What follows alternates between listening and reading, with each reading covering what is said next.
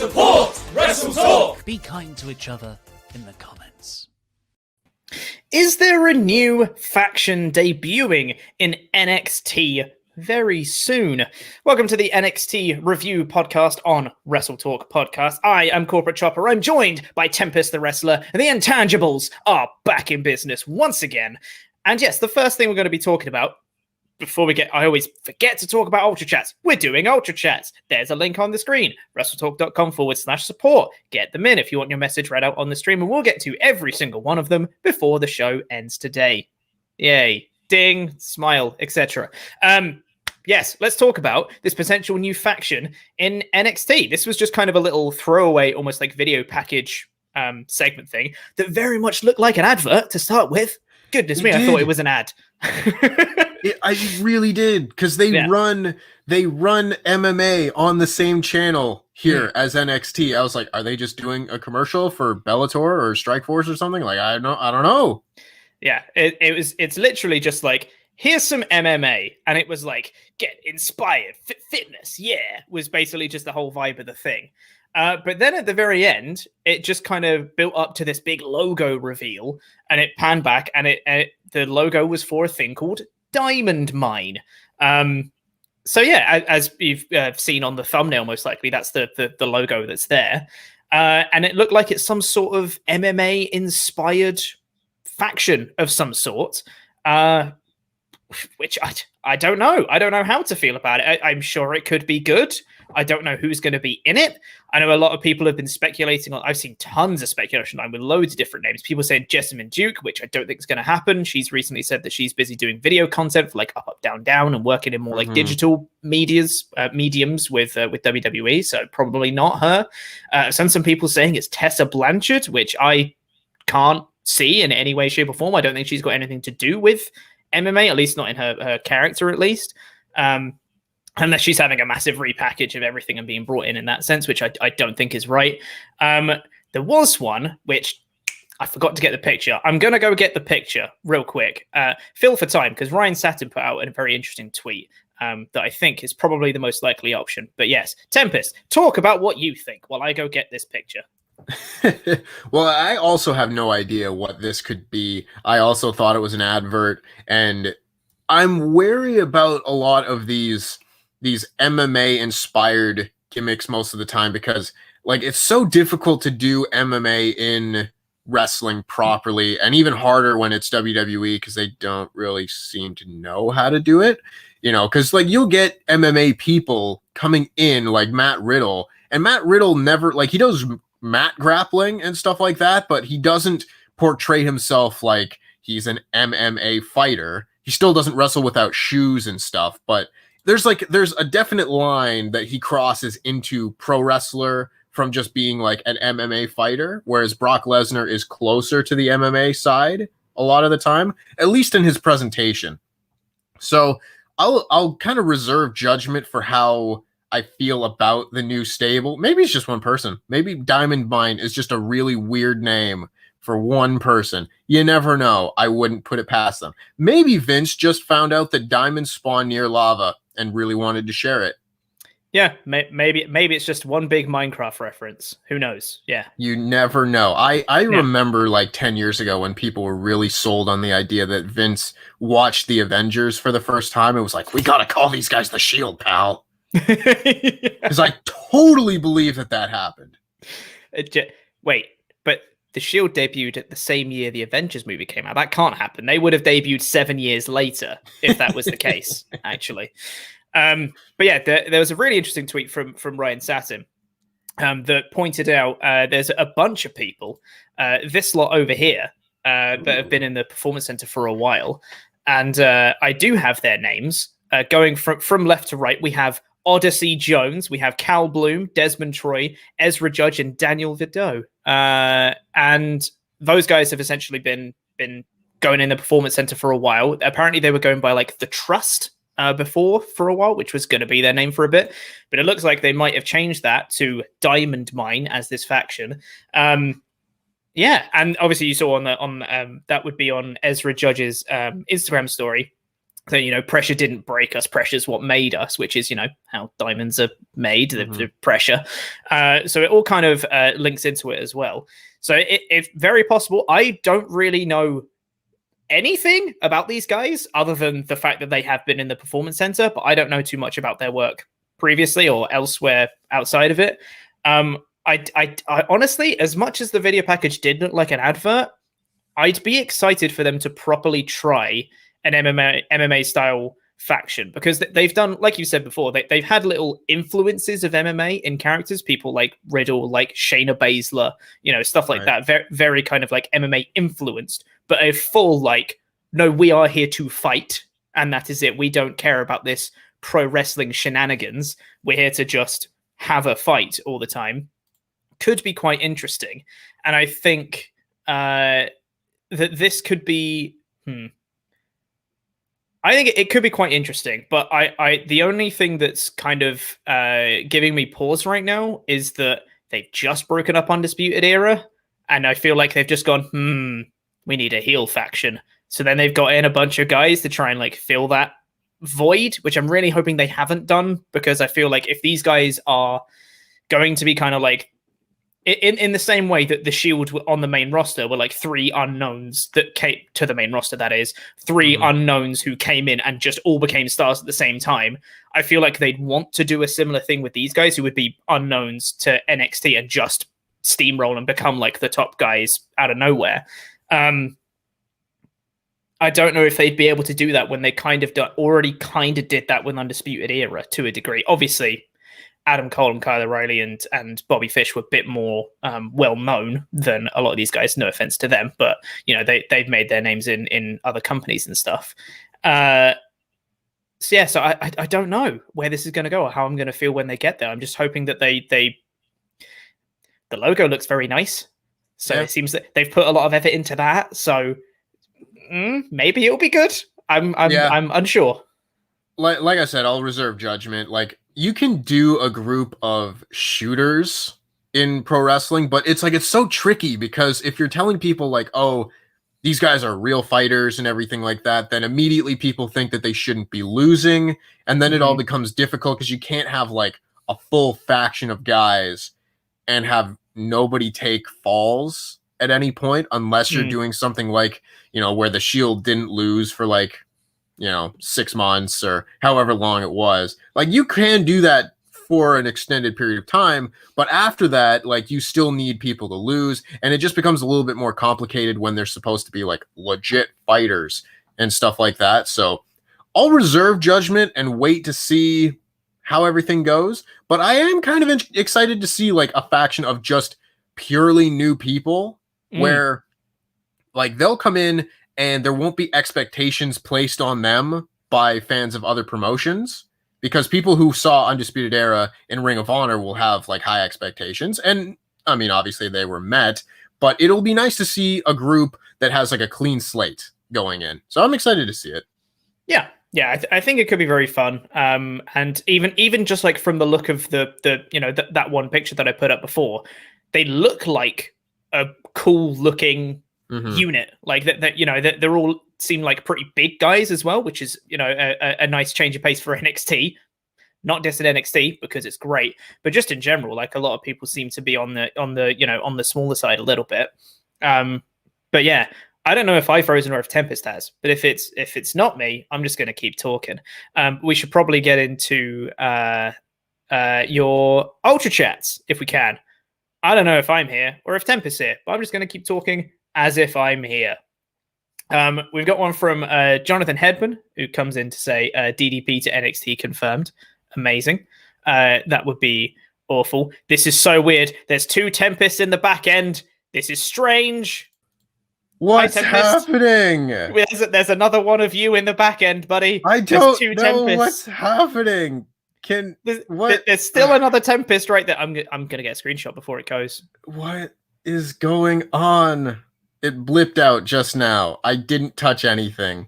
That's incredible. I'm gonna say I've never had internet problems during streams until a week ago, 2 weeks ago. What's going on? Hold on. Where is it? I've been Where doing is it? Quizzlemania for a year and I've never had this issue. Where's it gone? There it is. Oh, It's Lord. loading. It's loading. Here we go. There it is. There's two of him. There's two of them in the back end. That's Tempest. That's my evil twin. He also likes Pearl Jam. Tempest 2 screens over here. Yeah. Goodness me, that was hilarious. All right. Yes, Jonathan Edmund comes in with an ultra chat to say DDP to NXT confirmed. Bang. Bang. Diamond. Okay, Diamond Mine would be a cool little name for like a DDP-led faction. I could buy that. I think that would be quite cool. I don't see it, personally. Well, I think he's like fairly connected with AEW to this point. Like, yeah. I don't know if he has like an official role backstage, but he's definitely linked with everyone. So I mean, I don't think it's that, but yeah, it would be interesting if it did happen. I wouldn't be against it necessarily. I just don't see it happening. Mm-hmm. We've got an NXT miscellaneous one here from Bacon Rasher. It says, "Hi lads, decent NXT overall for me, but I hope hope they're not splitting up Imperium. Grizzly John Vett's amazing as always. Plus Timothy Thatcher and Ciampa, yes please. Not sure on Diamond Mine. I just thought it was an advert. Finally, remember Tempest, Bold It Club are coming for you. Everyone wants you to be bold. I guess so. I have long purple hair right now. You most certainly do. It doesn't come across purple so much in this light, and especially right at the ends. But yeah, Bald It Club can wait. I'm not there yet. Give it time. Yeah. Give it time. I'll join the club eventually, but not now. Yeah, we'll definitely get to those bits and pieces when we talk about the rest of the show.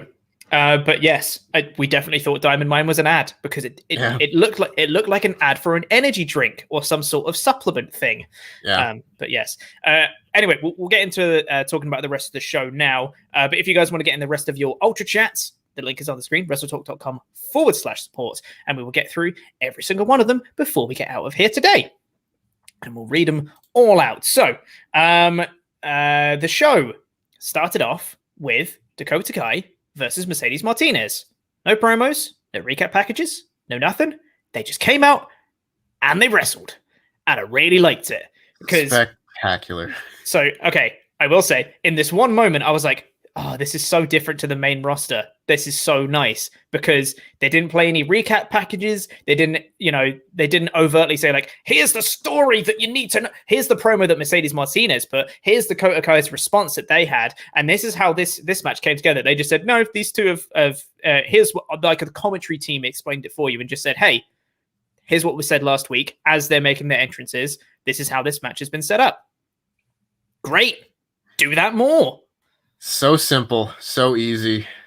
Like I opened the written review with this because I was just like, it took me aback for a second where I was like, oh my God, this is a WWE show starting with wrestling?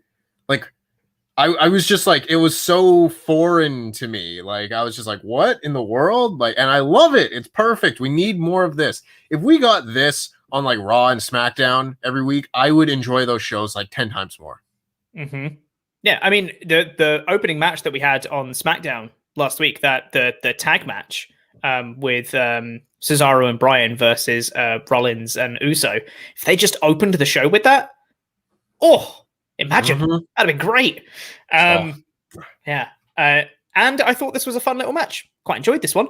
Some really nice offense from both of them. I really liked there was the one move that Mercedes Martinez did, which kind of had him in like a razor's edge position, God, my words, and then kind of transitioned into just like a slam, like a what's the word I'm looking for? Kind of like a dominator almost. Yeah. Like the old school dominator, not the crap one that Lashley does.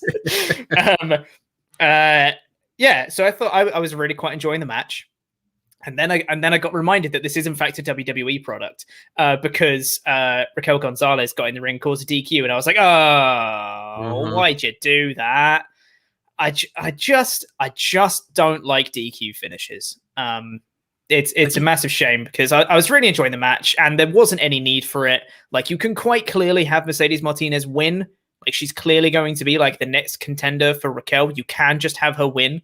And it seems odd to me as well, because it feels like, to me, everyone wants to get behind Raquel Gonzalez. Like, after her title win, everyone's gone, oh man, we really appreciate all the work you've put in to get here. We really like you as our champion. And they even had like a fairly babyface promo from her. She had the nice moment with Bianca and Rhea where they came to NXT and they were celebrated with the titles. And it's like, Raquel is our new babyface and everyone loves her.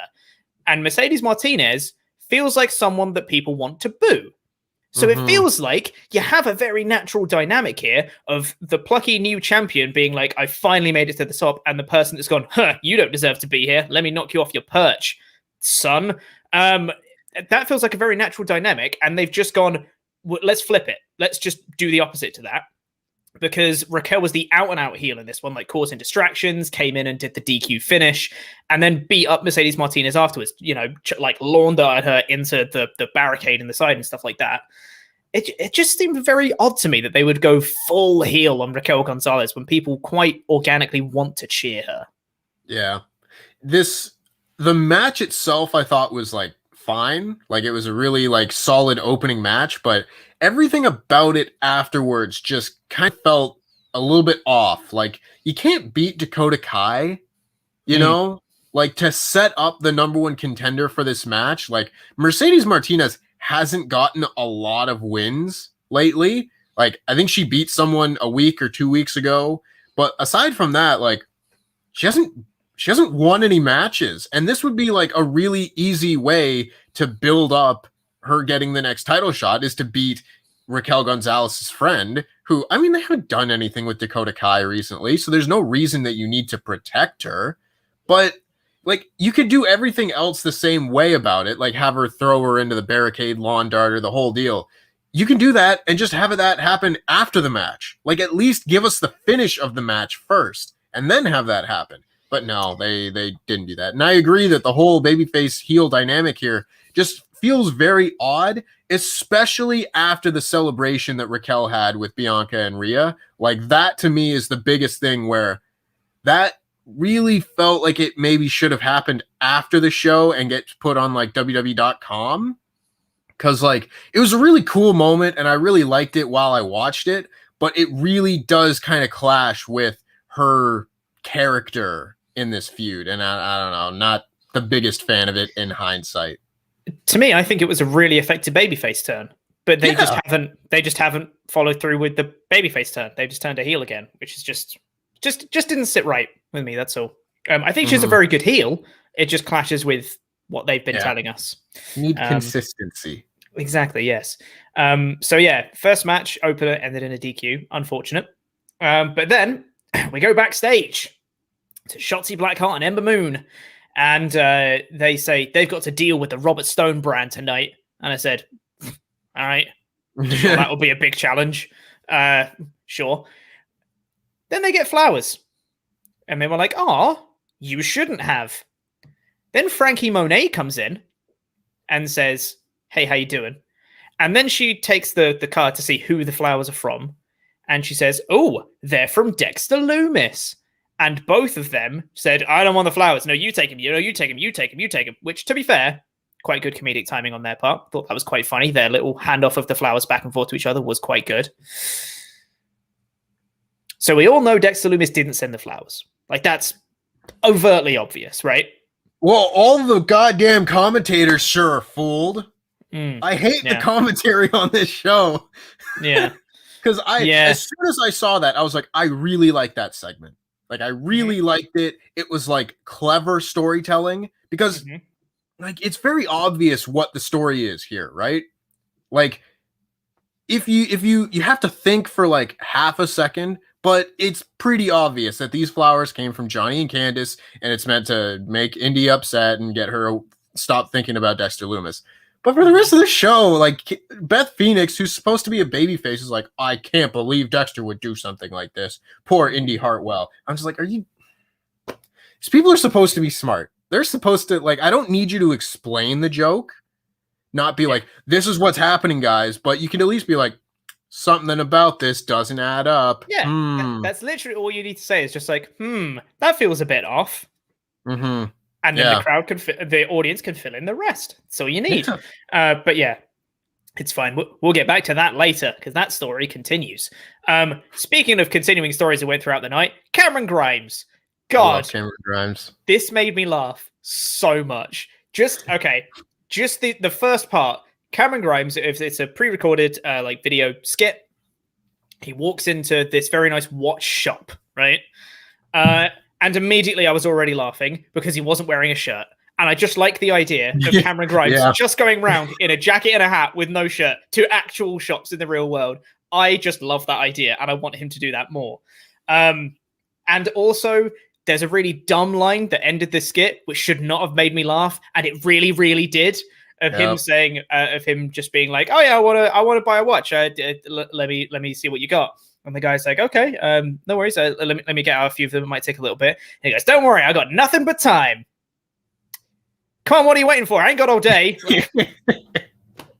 What a great heel. Such a stupid line, but made me laugh so much. I'd love Cameron Grimes. He's the best. And we'll come back to that later. To be continued came up on the screen. We then got an in-ring promo from the Grizzled Young Veterans, which is great.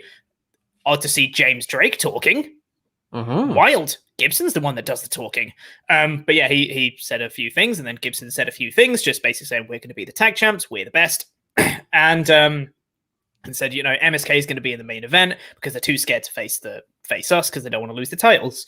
Tommaso Ciampa and Timothy Thatcher interrupted the promo, and Ciampa references the shoes off chant, shoes off if you hate Gibson, which is great. I love UK crowds so much. I love the shoes off chant.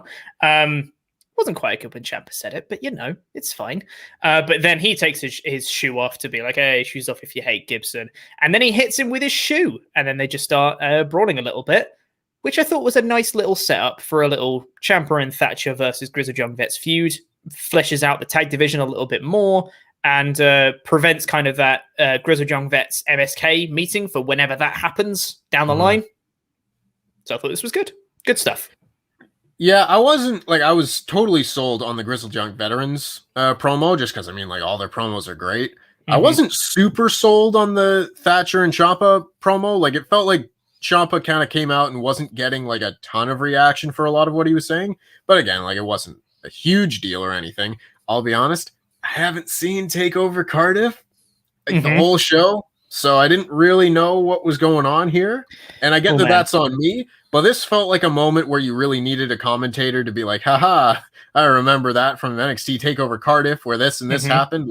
This is a spot where Excalibur would have just exploded his knowledge into the screen, and I needed that and didn't get it, but I'm not going to hold it against the show too much or anything. But I'm really looking forward to the match. I think the match is going to be fantastic. I don't necessarily think this is going to be a rivalry, one that goes on forever and ever. I think this could just be one match, Grizzled Young Veterans win, they get a title shot. But again, who knows? Maybe this is a takeover match. I have no idea. Yeah, maybe. Also, Ciampa called him Toothless Timmy, which a lot. It's probably going to be a t-shirt before long. Also, the shoes off chant is just a thing that UK crowds did to Zach Gibson just all the time when he was on the indie stuff. That was just the thing. Shoes off if you hate Gibson was the thing. And of course, they were in Cardiff, so the UK crowd did it. It was the best. Can't wait to go to England and watch a wrestling show and just be look at all these silly chants. I know, they're the best. We then got Drake Maverick and Killian Dane backstage. I quite liked this promo for a very specific reason. Because they had the whole weird interaction with Dane and Alexander Wolf last week in the Imperium match, and Maverick was saying, "What the hell, man? We've got a tag team match against Imperium later. I've seen loads of wrestling. I know how this goes. You're going to join Imperium and you're going to turn on me. On the entrance, bam, you attack me, you join Imperium. Or we're in a tag match, I go for a tag and you won't be there. Whoa. I know what's going to happen and I don't like it." And Dane then says, "You got to have faith." And that's it. And I like the fact that Drake Maverick isn't dumb. It's great when baby faces are smart. It's nice. Yeah. So there you go. I liked this segment, but I'll talk about why I did and didn't like it a little bit more when we get to the match. Fair enough. We then had Tian Sha had a little promo with Xia Li saying some stuff, apparently from the Bohemian Rhapsody music video. It was just their heads in complete darkness. Galileo. Exactly. Well, you do the Fandango. Not him though. Yep. We then got. I love this as well. We got a Swerve promo. Isaiah Swerve Scott, and once again, we've mentioned before how just making every promo look different is the best, and you felt it the most with this Swerve promo. It was amazing, and they announced that next week is going to be a Falls Count Anywhere match with Leon Ruff, because that's what he wants to do, because the ring can't contain them anymore. Yeah. Hey man, I'm really over this feud, but I'm really looking forward to it because Swerve's a great promo. Like, yeah, I really liked it. It'll be a really good match. Like, and that. Honestly, at this point, when it comes to most WWE programming, like if we get a really good match out of it, I'll let it go that it went one match too long, and that's probably what's going to happen here. If Leon Ruff wins, then we got a bit of a problem, but I'll save that judgment for when it happens. Yeah, please have Swerve win. I'm going to be so mad if Ruff wins this. We then got a very interesting match of Toni Storm versus Zayda Ramir. Oh, boy.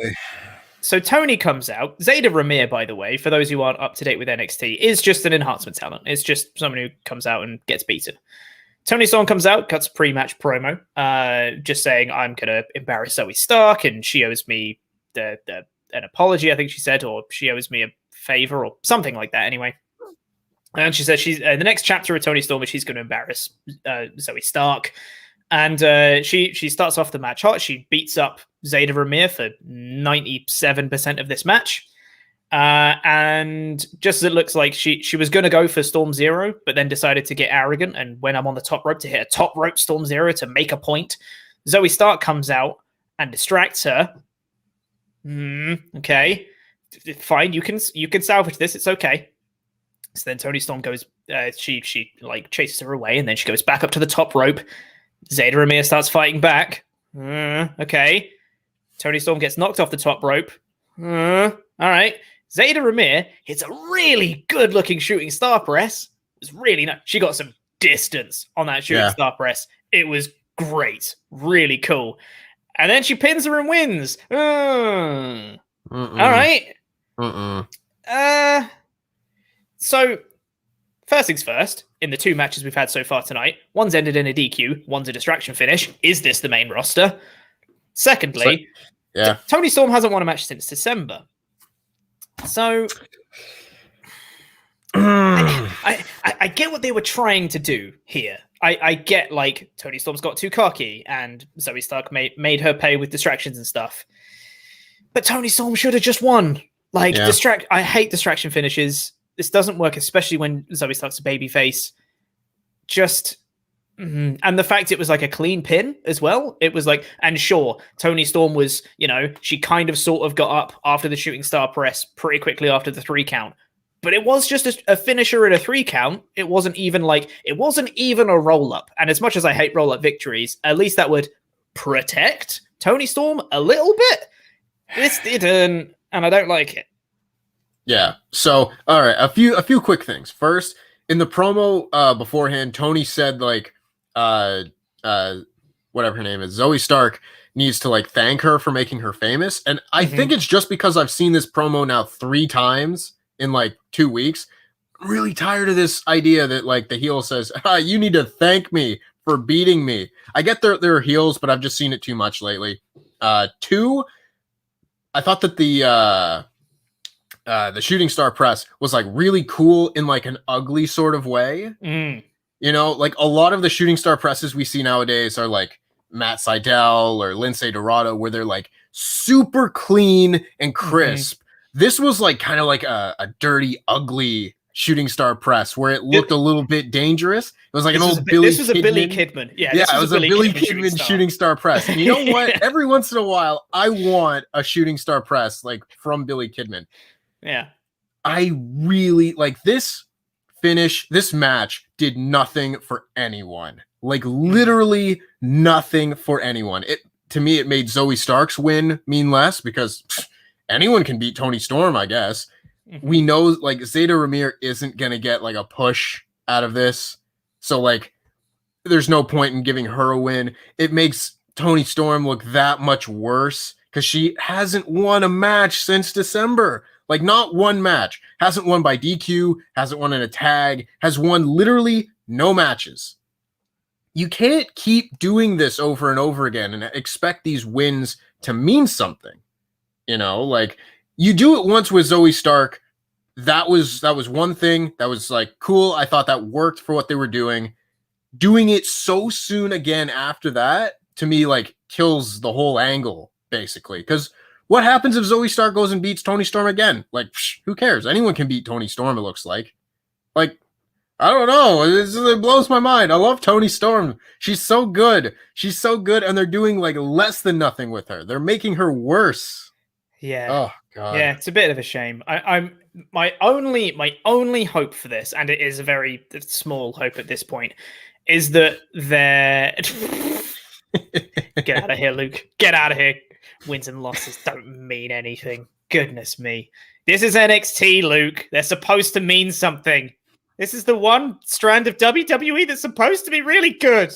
But I completely lost track of what I was saying. My one hope coming out of this is that they're continually beating Toni Storm to have her turn face and be like, I need to stop. I need to rebuild myself and, like, actually sort myself out and actually remember who the Toni Storm of old is. It's a tired trope, but it would be something.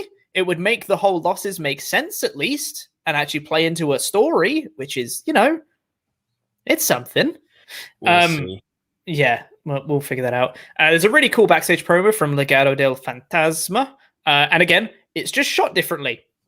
What a difference it makes. Because all it was a camera was really low and they had a purple light behind them. That's all you need to do to make it feel different, instead of being like, my guess at this time, and pass off to another person. It's all you need to do to make the promos feel different. And this was great. Really cool. Him just saying, like, you can't get one over on Santos Escobar, Joaquin Wilde, and Raul Mendoza, just saying, like, we're going to get the tag straps. Him saying he's going to reclaim the Cruiserweight Championship. Great. Perfect. Loved it. Set up the main event perfectly. Awesome. Really cool stuff. We had a backstage promo with LA Knight, who said that Indy Hartwell likes him now. In a really weird way. Yeah, he sure did. Like, is this still a PG show? Because he said something that wasn't really PG. You know, not really. But bit weird. Yeah, it was a strange promo. He says things in a very good way. Like, he's a very good promo. He can deliver lines very well. It's just that the lines were a bit weird this week. Yeah. Anyway, we then got Bronson Reed versus Austin Theory. Bronson Reed! Love that guy. However, they had the exact same backstage stare down between Bronson Reed and Johnny Gargano as they did with Kyle O'Reilly and Karrion Kross last week, to the exact point where Candice LeRae was next to Johnny Gargano in the exact same position that Scarlett was next to Karrion Kross last week. And it's like, do you not see the copy-paste just with different people in it this time? It was a bit weird. I was like, just 2 weeks in a row? Like, if they'd have separated these out by a couple weeks or something, then, you know, that's all right. But it's like when I say the exact, I mean the exact same. Like, those two are standing there. Bronson Reed walks up. He's about to make his entrance for his match, and then goes, and then goes up the stairs. And just change it up a little bit. Change the scenery. It's like we were saying with the promos. Just change how it's shot, and it makes it feel different. It was weird. But, you know, it's fine. This sticks out as something where if they still taped NXT and had like one live episode and a bunch of other taped episodes, stuff like this wouldn't happen, because they wouldn't do the exact same segment multiple weeks in a row. It's like, it didn't bother me that much, but I was like, that's a little bit odd, and probably wouldn't happen if like a little bit more attention to detail was being made. Yeah. Also, that's the joke. Where's the joke? What's the joke? What's funny about it? Where's the joke in there? Joke. It's not.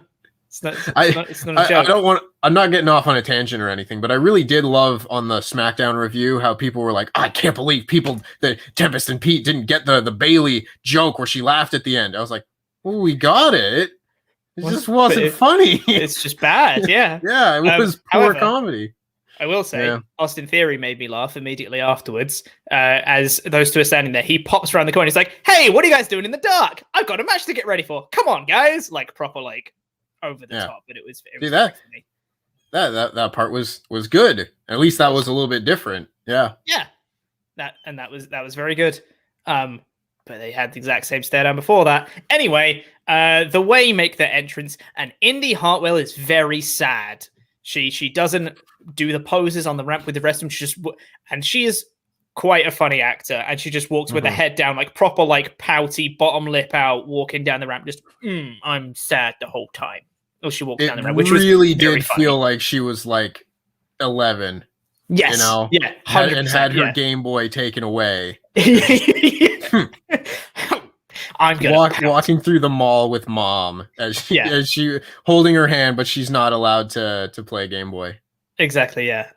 Do people play Game Boys anymore? Her iPad taken away? I don't know what kids do. Sure, yeah. I thought it was weird that they didn't have like a backstage promo or some sort of segment where Indy found out that Dexter had sent flowers to the other two, because I suppose, like, I don't know, maybe that's just me, like, normally people don't know what's happened in other backstage segments in like WWE continuity. People don't know what's happened in other backstage segments unless people like overtly say it to them. So it was like, oh, Indy's sad. And I was like, wait, why is she sad? She doesn't know about the flowers yet. But I guess she does. Which you know, is fine. It's just that in WWE continuity, it didn't quite click for me, but hey ho. So she was very sad. The match itself was quite fun. I enjoyed Bronson Reed throwing around Austin Theory a lot. Bronson's a big man. I love Bronson Reed. He's the best. Awesome. Dexter Lumis comes out. And Indy, again, had a very funny line here where Dexter's walking around and trying to just be like, hello, I guess. I don't know what he's trying to do. He was just walking up to her. Very slowly chasing her. Yeah. And she gets in the ring and he kind of gets up on the apron and she's just like, no, you talk too much, which was very funny. Again, made the whole segment much better. Oh yeah, much absolutely. better for me. But then Lumis saves Indy, pushes her out the way of Austin Theory. He's just been whipped like into them, pushes her out the way as he takes the full brunt of Austin Theory and gets knocked off the apron. Oh my poor heart, how Dexter is the best or something, which I'm sure is what everyone will be saying. And then Bronson Reed takes advantage, hits a tsunami onto Austin Theory and gets the win. So Bronson Reed set up as number one contender for the North American Championship in that sort of rematch. And we got, Lumis just continuing that thing with Indy Hartwell. This wasn't as bad as a lot of the other Dexter Indy stuff, the Index stuff that's happened. I thought this was all right. However, I will say, yet another distraction finish. That's 2 for the Knights. Yeah, there was that. It was another wonky finish. I was unjustly censored in the news video today by the All Authority because some people just can't handle that I like and don't like something different than them. But it's weird because in this segment, really on this whole show, I didn't have a problem with this whole dynamic.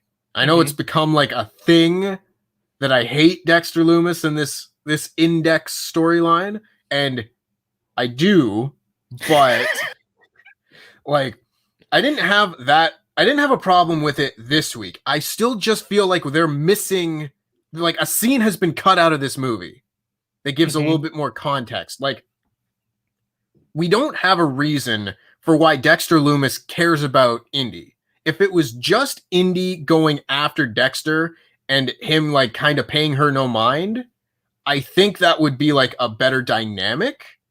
But why was he chasing her around? Like, the only interactions that we've had here, the only thing that we have to go off of is that she is attractive. Like, because we haven't seen them interact in any other way other than just like making goo-goo eyes at each other. So if we got one of those moments to get an insight into why he is doing what he's doing, I think that this would actually probably be a very good storyline. We're just kind of missing that one part. Mm-hmm. So also, that's it. Do we know what happened last week? You know, when they were staring at each other through a door, and Candice No, Ray got we beaten don't. up? That's another thing. That's like a WWE programming issue anyway, where it's just like what happens 10 seconds after the camera's cut, you know? And that's like a rule that they try and teach you in like screenwriting and everything. Like what happens immediately after you cut away? I don't know. It's like it's the same thing in the main event 2 weeks ago where Dexter Lumis just walked off with Indy Hartwell. What happened after that match, Pete? Because you just put her down and they go their separate ways? Because it's weird to me because they're still doing the thing of like, oh, are they going to get together? And it's like they already have. Like Dexter's walked away with her before from out of a match, and presumably they did some stuff in a hotel room later. I don't know. And then like the week after, Candice Ray got beaten up in a locker room, and Indy and Dexter were together by a door. And assuming the door wasn't locked or something, because we don't know, then they've been together again. So like. The whole like, well, are they going to be together? It's like, well, they have been. So, what's the story now? Yeah, I don't know what they're building to. They're going to kiss at some point, and everyone's going to go, "Way!" and that's it. Yeah, like the story for the most part that's being told, I don't have a problem with. Like a lot of people, I don't want to like pick out comments or whatever, but this has been like a thing where people a lot of time take what I say in like the incorrect context and everything. But like. DeAndre here says like maybe Loomis has never had female attention, doesn't know how to handle things. It's like those are fine theories, but we need that to be established by the show. Like you can't make up your own. Yeah, you can't back up your own theories and stuff like this. And another one saying that like that's the point. He's supposed to be strong and silent. That's not an explanation. Like that doesn't help. That's like a 2 bullet points of his character, but. That doesn't show motivation or goals or anything like that. Like there needs to be motivation for every character, basically, in all forms of media. That's what make characters interesting, is their goals and what is behind those goals. So when you don't have any goals, and at least none that have been portrayed by the actual show, I kind of lose interest a little bit. And that's my rant for the week. Go nuts. Comments. Done. There's the Dexter Lumis portion of this show. We then had Kushida and MSK backstage, who are going to be teaming in the main event. MS Kushida, as Kushida said. Yep. All right. Fair enough. I like the trio, even if they didn't win. Yeah. Just 3 likable dudes. Yeah. Just kidding. We're not done with Dexter Lumis because we've got a Way promo backstage where Johnny starts kind of lambasting Austin Theory for just being like, what were you thinking? Like you set up this match with Bronson Reed in the first place for number 1 contendership for the North American Championship. What you doing, son? Then they said, oh yeah, it's all Dexter Lumis's fault for distracting Indy or whatever. And then Candice said, no, it's Ember and Shotzi's fault because they're getting the flowers that are actually meant for you, Indy. So what you going to do about it? So the point being that Johnny and Candice have sent the flowers and they're just trying to rile up Indy here. Totally get that. Perfect segment. Excellent stuff. Is it though? Because now Johnny and Candice have been telling Indy repeatedly, stop being interested in Dexter. Stop being interested in Dexter. It's the worst. He's bad for you. Stop it. And now they've said, well, they're getting flowers that you should have got because you should be with Dexter. What are you going to do about that, huh? Because Dexter's great and he's sending flowers to other people. It's like, well, what one is it? Is he bad or is he good? Well, I didn't see this as them saying like Dexter's so good as much as like, because first they were like, it's Dexter's fault. Look at this dick. He's sending flowers to other women. Well, he can't like him. It's their fault too. They're talking to the person who's supposed to be your man. So to me, it's like, they're trying to distract her and turn her frustration towards the people they're trying to beat up.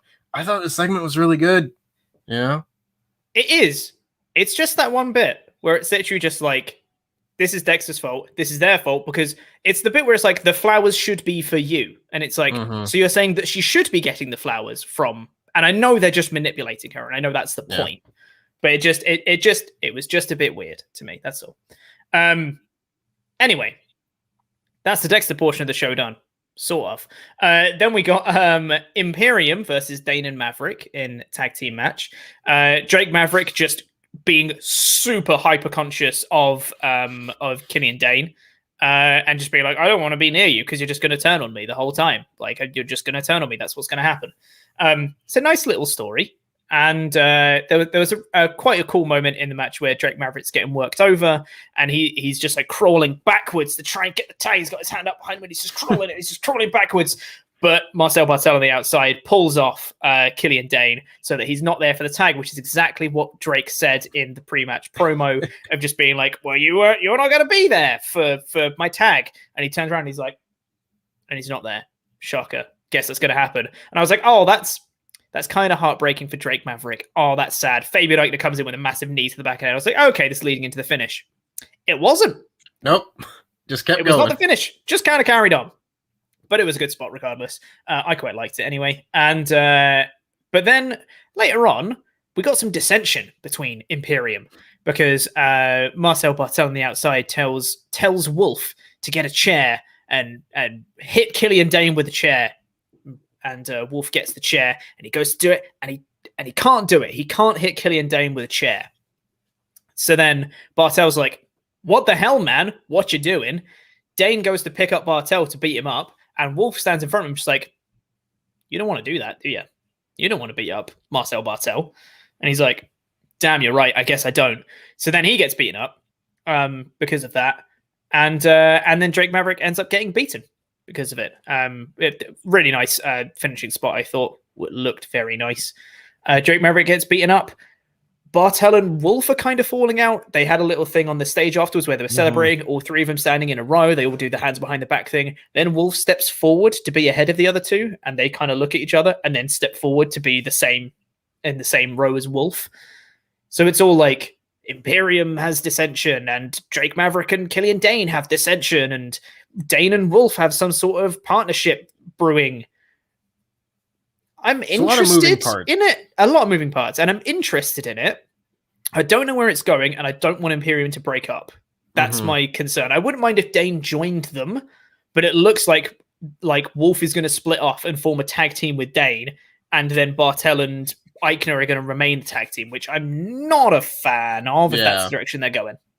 Yeah. So I said earlier that I was going to talk about that promo in relation to this match. I liked the promo that had happened. I think it portrayed Drake Maverick as like a really smart babyface, which is good. When it got to the match, a few things. One, I found it really weird that he was crawling backwards to make the tag just for the sake of not being able to see Dane getting pulled off the apron. Like, it's really nitpicky, but I don't like when situations are created that don't feel natural. Because no one would ever do that. Like, no one's ever crawling backwards to make a tag like that unless there's a spot. So that's one thing. Not a huge deal, but it's like a little detail that I'd noticed. Two, I didn't really like how Dane getting pulled off the apron didn't factor into Maverick's, like the rest of Maverick's match. Like, I thought this would end up being like Dane would get up, get in the ring, and Drake would be like, no, you abandoned me, like push him off, have like a moment like that where they're teasing dissension between the two, but we never really got that. So if we get that next week, fine, no problem. For 1 week, I'm just kind of like, I don't know how I felt about it. I totally agree about Imperium. I'm not like the biggest. I love Walter. Walter is the man. He's one of the best in the world. I don't really care about the rest of Imperium, if I'm being totally honest. I prefer them more as a package than as a bunch of smaller groups. And like, if they just split off and have Bartel and Fabian Eichner wrestling together, like, I really don't care in that case. Like, to me, that's just like a tag team of two guys that don't have like a whole lot of personality. They're just kind of like two heels. So I hope they don't go that direction, but it looks like they are. And I don't know. We'll see. We'll see how that goes. Yeah. I really like Marcel Bartel. I don't know what it is about him. I just really enjoy watching him perform. I don't know whether it's like just like his facial expressions or something draws me to him when he's wrestling. So I really like him, and I think I like Imperium a lot. I like just the whole character and Walter being the leader. Here's a question: in kayfabe, where's Walter?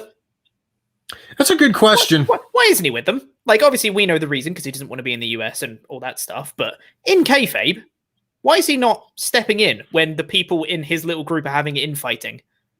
Yeah. Bit weird, that, I thought. You would think there would at least be like a backstage segment where he's like, I don't know, FaceTiming them or so. I don't know if Walter uses FaceTime because he seems like more of like, I don't know. I don't know what he seems like, but it doesn't seem like someone who is Walter would use FaceTime. Are you calling him technologically impaired?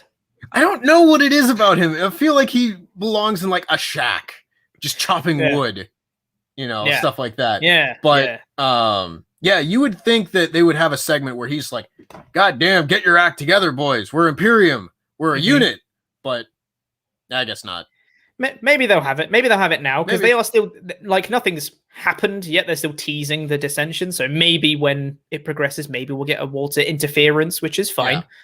Yeah. I will say there was a lot of progression in this segment. The last couple weeks we've kind of been like, where is this going? It's very kind of unclear what the direction is, but I feel like we got a much clearer direction in this segment than we had in weeks past. So I'll give them a thumbs up for that. It definitely felt like this was a segment that they kind of like gave the push forward. Like they took the next step this week, whereas others were like, this is the maintenance week where you're just kind of like furthering everything along.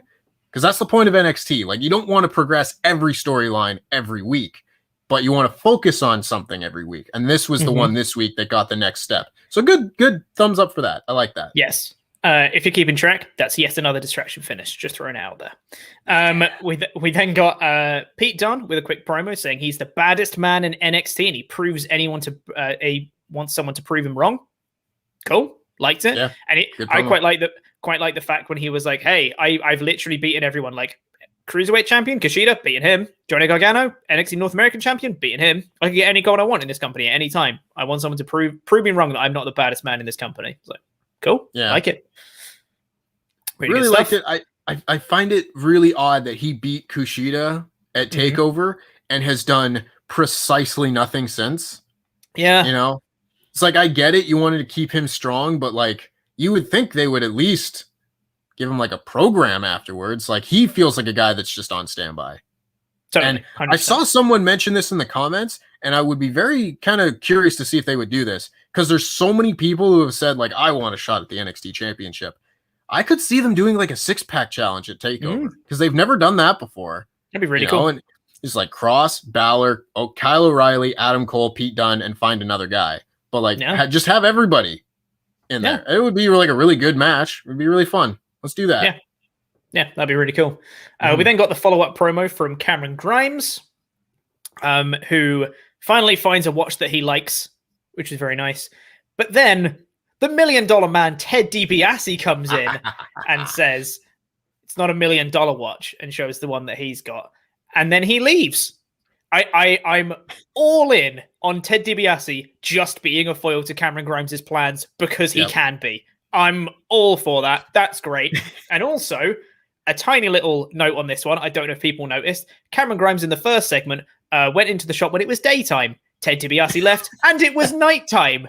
I just love the insinuation that Cameron Grimes was there all day looking at watches. That would be amazing. I did not notice that. I really like that. Yeah. It's just very funny. It's just very funny. And sometimes that's all you need. Yep. It's great. We then had, we were supposed to have the Robert Stone brand versus Ember Moon and Shotzi Blackheart, but the way start beating up Moon and Blackheart because Moon and Blackheart were being delivered more stuff, supposedly, from Dexter Loomis, like chocolates and cupcakes and flowers. Why were they being delivered during their entrance, Tempest? I don't know, Pete. Everything's got to happen on camera. Yeah, I guess so. Yeah. Just take it to the locker room. Yeah. Then they can get it after the match. I don't know. But anyway, they before they can accept them properly, the Way come out and beat them up. The Robert Stone brand in the ring are celebrating like they've won the titles. Idea what they were doing.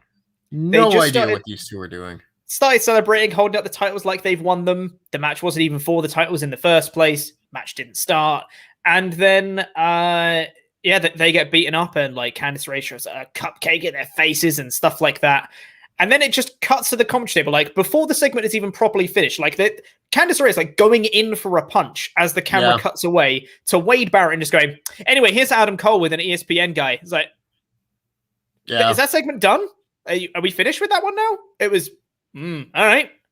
Yeah. Strange pacing, but hey ho. And I mean, and they're getting another tag title shot, Pete. It's they sure happening are. again. Yeah, they haven't. They've won one match since January. They've lost to Ember and Shotzi 3 times in a row, but they're getting another title shot. God damn it! In a street fight, which means Dexter Lumis is getting involved. It means they're all wearing jeans. It's true. Yeah, they have to. It's the dress code for street fights. However, we then got this promo from Adam Cole, which I bloody loved. I loved this promo. It's not a hot take to say that Adam Cole's a very good promo. God, he's so good.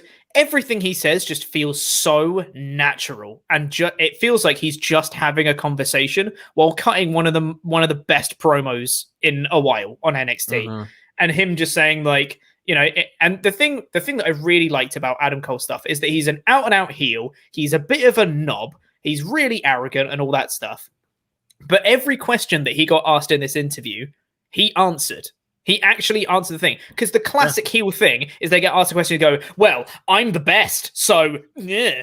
And that's it. And that's the whole point of the promo. Adam Cole answers every question that he gets given and answers it in such a way that puts himself over every single time. And he's just the best, saying that people calling Kyle O'Reilly the new face of NXT. And he's saying, no, because he could never take my spot. He might be there right now because I'm not on the show. But as soon as I get back, no one can take my spot. I'm the best, basically.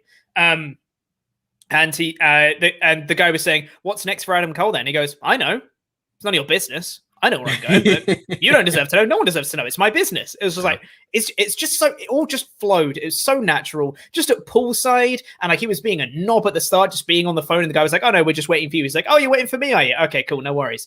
And then at the end, he was like, I can't believe you make me wait at the start of the interview. In this heat, like you couldn't even be organized and stuff like that. It's just so good. I love this promo. Can you tell?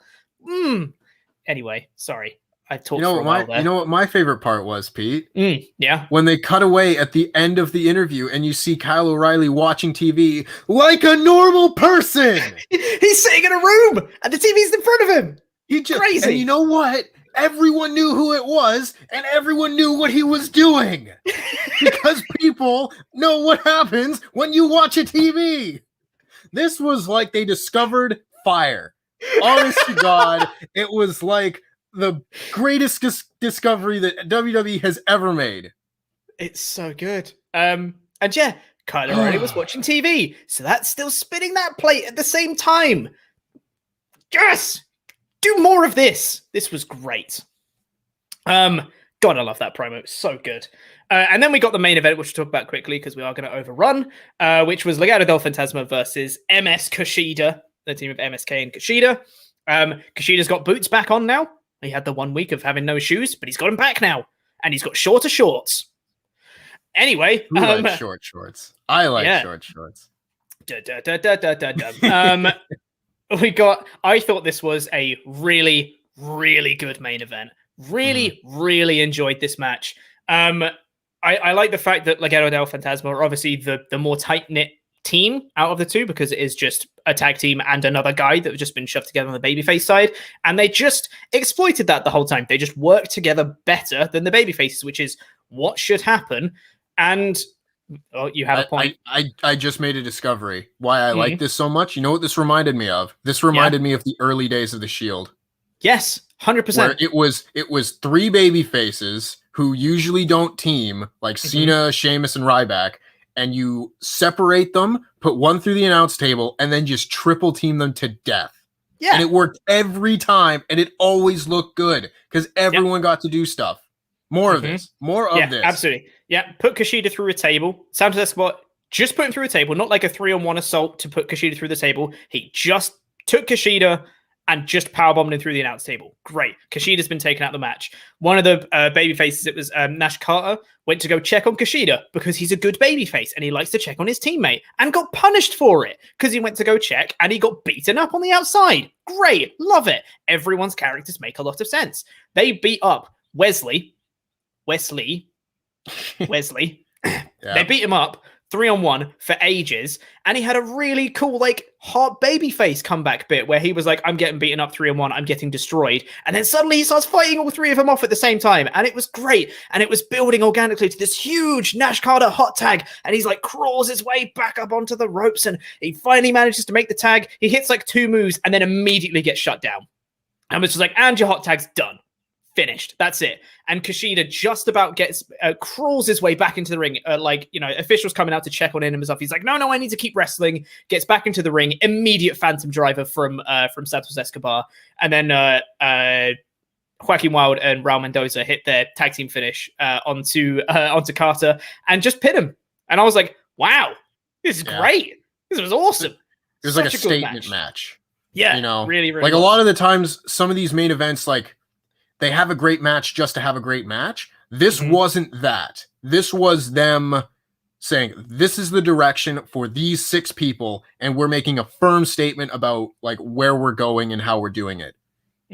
I had no complaints. I thought the main event was excellent. I thought it was laid out perfectly. I thought everyone played their roles perfectly. And some people don't like MSK, and I don't really understand why. I mean, to each their own. Like, a lot of people like Dexter Lumis, and I don't. You're allowed to have that opinion. But I think in a match like this, they just shine so much. And it just does so much to make Legado del Fantasma look like such just reprehensible heels, but still so good, you know? Like, they didn't really cheat at all in this match. Like, they double teamed. They were just a better team. And sometimes you just want the heels to be better than the baby faces. Exactly, because they're a unit of 3 people that are better at wrestling together than the team of a tag team and another dude. They've just been pushed together. It's perfect. Loved it so much. And it says what they all posed with all 3 of the titles after the show as well. They held up the cruiserweight and the tag titles, which again, I'm all for. Make it LDF versus MSK for the tag titles. Have MSK retain.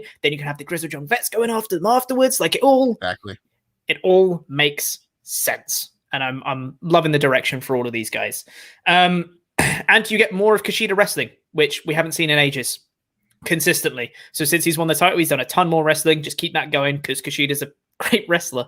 So, big thumbs up all around for that. And that was the only clean finish of the night, was in the main event, if you're keeping track. So overall, I thought this was an okay show. There was a lot of stuff I hate. Like, the finish of a match is so important to me. Like, you can have the best in-ring quality match. If you have a dud finish on it, I'm probably not going to like it that much. So the finishes of matches really, really like dictate how much I enjoy a match, to the point where, like, I have such a higher opinion of Sasha Banks versus Bianca Belair from WrestleMania because I thought the finish was absolutely spot on because they were building up to the hair spot for the whole thing. Yeah. She gets the one shotgun blast of the whip and just whoosh, straight across Sasha Banks' torso, hits the KOD and wins. And I was like, that is absolutely spot on perfect. If that had been a different finish, I probably wouldn't have liked the match so much. So for this show to have one clean finish on the whole thing for NXT, not a good sign.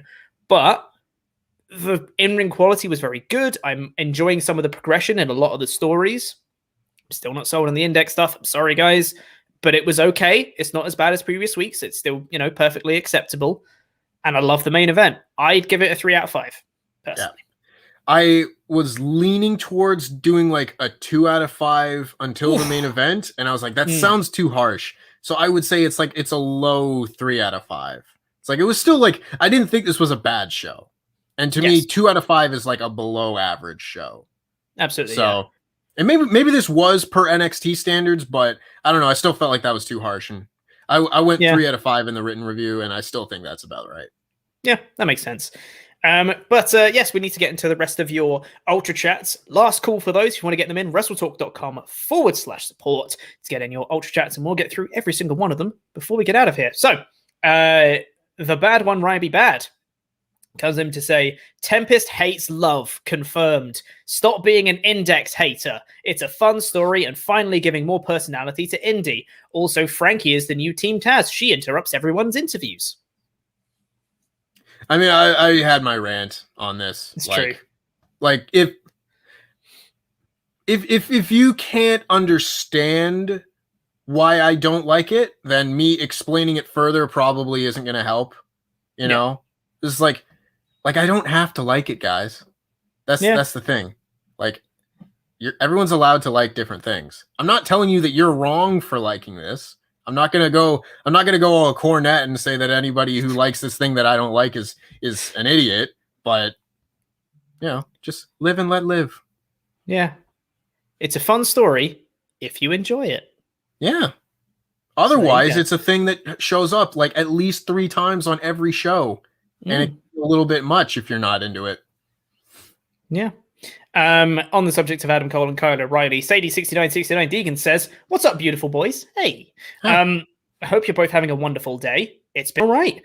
What do y'all see Adam Cole doing from here? Rematch with Kyle? But then what? I'm worried he's flatlining. It's not a WrestleTalk live stream without technical difficulties. Love you both." Okay.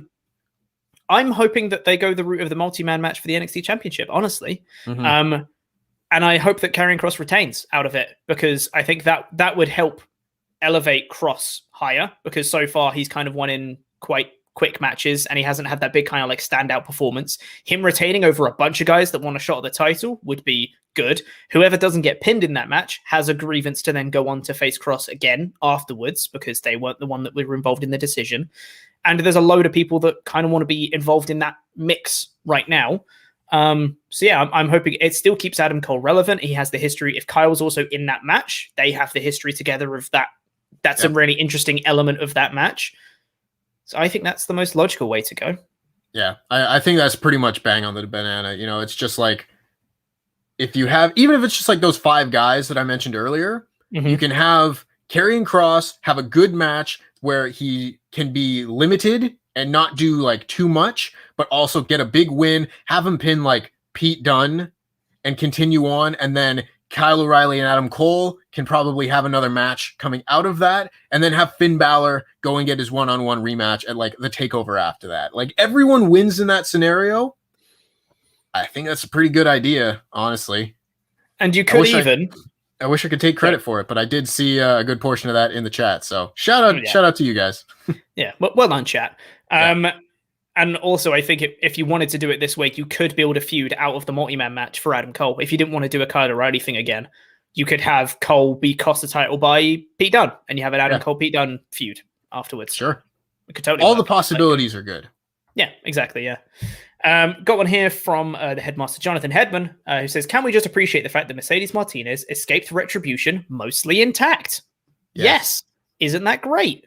I did think about that this week watching the show. I was like, you were in retribution, and now they're broken up. Yeah, thank God. Yeah, she made a smart choice. The bad one, Ryan B. Bad, said, "God, Toni Storm's promo was terrible. Also, this may be an unpopular opinion, but she's pretty mediocre in the ring. She was the worst thing on the show." Well, I think she was put in a pretty poor position. Like, I don't think she was in this show to have the best match or segment. I would disagree that she's mediocre in the ring. I think Toni Storm is wonderful. It's like watching her matches in the Mae Young Classic and Stardom, and the match she had with EO, which I guess was in the Mae Young Classic, but it was at Evolution. Like, such good stuff. Like, I want more of that EO instead of whatever not EO, of Toni, instead of what they're doing now. Yep, exactly. Yeah. Bacon Rasher actually makes a point that I wanted to bring up in the review but forgot to. Who says, "Hi again, lads. I like how NXT switch it up each week. For example, no Kross, Balor, O'Reilly, but I do think the show sometimes lacks a bit of star power without them. Loving Gibson as always, but when I'm at an NXT event in the UK, the shoes are coming off. Jam that jam." Yeah, I was going to make that point in the review, but totally forgot. I love that so much. The focus of last week was Kyle O'Reilly. Like, he opened and he closed the show, and on this week he was there for 30 seconds while he watched Adam Cole. Adam Cole made his big return since TakeOver, cut a little backstage promo. Kross wasn't on the show entirely. Raquel Gonzalez was there, but she was at ringside for a Dakota Kai match. Like, the focus of each show shifts, so you don't see the same person in the same role every single week, which is what you see on the main roster. As much as I love Roman Reigns, he does the same thing every week.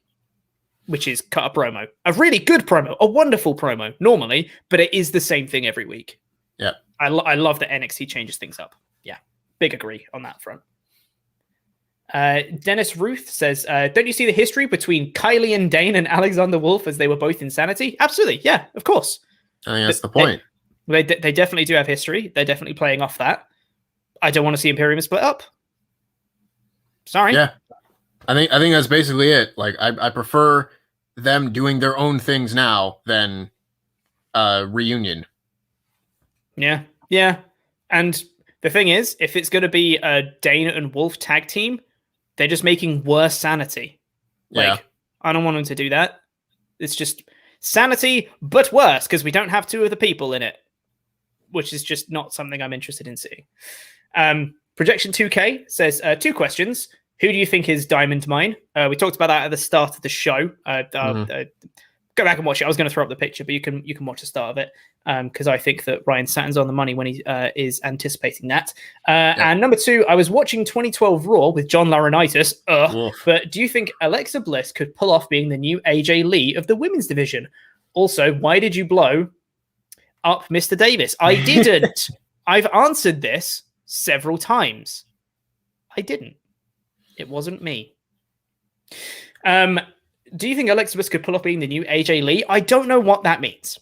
Yeah, I mean, AJ Lee's character was for at least the time period that you're talking about was just like she was the crazy chick, and that was her character. Ultimately, she grew into a much bigger character than that with her kind of like vendetta against the Total Divas stuff. But I don't know. I think like I don't like the whole Alexa Bliss Fiend stuff that they're doing. But it's different. She is very clearly being the first weird Alexa Bliss character as opposed to the next former character. And I think that's probably better for her. Makes her stand out, makes her more unique. Yeah. I think she could, if she wanted to have that character, she probably could pull off being the crazy chick. Because I think the acting she's done as part of like the whole Lady Fiend thing, she's pretty good at. But like, yeah, I don't think she should. Right now, anyway. Yeah. LJ Mickey says, hi guys, which one of the Avengers could be a good wrestler? I think Black Widow or Spider-Man. Thanks for the content. Jam that jam. Spider-Man's already beaten Randy Savage in a wrestling match. Yeah, I saw that movie. And if you played Spider-Man PS4, like all of his finishing moves are wrestling moves. He hits the Kamagoye as one of his moves. He hits Hurricane Ranas. There's like, it's Spider-Man. Bonesaw's ready. I got you for 3 minutes. 3 minutes of playtime. I loved him in that movie. Goodness me. The Zornice comes in to say, is it funny that I watch 2 guys, one is wearing a mask, but I'm wondering why the other one is wearing a cap while A, being indoors, and B, while wearing headphones? Or is that just wrestling and me being old? Hope you 2 are doing well. Thank you, Zornice. I'm wearing a cap because genuinely, I find when I'm wearing a cap, I feel more focused. I don't know whether it's like I block out exterior stimuli that distract me from my working day, but I do normally just wear a cap while I'm working because it focuses me in, especially when I've got like a busy day. I'm like, okay, today's a cap day. We're gonna cap. It's my thinking cap, exactly, yeah. And it genuinely just kind of like beelines me. And because it's a Wednesday, we have our big team meeting at 2 p.m. on a Wednesday, which goes until about 2:30. And then immediately afterwards, I got really thrown off because Luke put in the chat, Pete, don't check WhatsApp. And immediately in my head, I'm going to go, well, I've got to check WhatsApp. Luke, why would you message that when I'm on air? Because now all I want to do is check WhatsApp. Anyway, It just makes me focus. And because we had our team meeting, we immediately went from that team meeting into recording NXT. So I didn't change. I've still got my cap. So that's why I'm wearing a cap, which was a much more in-depth explanation than a lot of people in the chat have been saying that you look like Eminem. Like I've the noticed entire stream. But yeah. Anyway, what better way to close off this episode of the NXT podcast? Oh, Lord. What's in WhatsApp? What's in WhatsApp? It's a picture of Mr. Davis. Oh, bother. He's got his... Mr. Davis is getting his hair transplant done. It's a pretty grim photo that I can't show on air. That one. Oh dear. Ooh, doesn't look good. Oh boy, that's glad I wasn't eating at the time. Thanks, Luke. Anywho, that's it. That's all the Ultra Chats, I think.